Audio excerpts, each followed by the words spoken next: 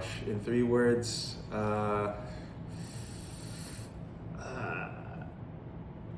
in 3 words, it's different every time. Parang, with every film, dapat iba. Yan ang feeling ko.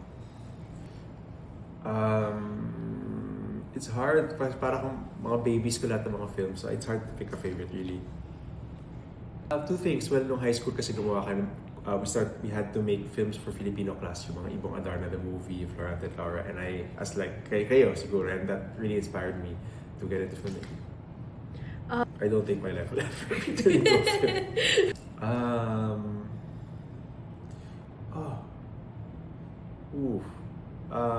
Wala pa. Well, kasi may chance pa naman. So I have a lot of crazy ideas na hopefully magawa. The next one maybe might be a Manananggal film. But yeah, but it does get crazy. So sana magawa.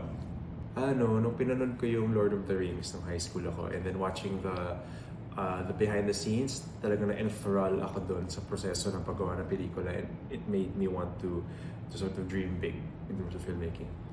Too many to mention.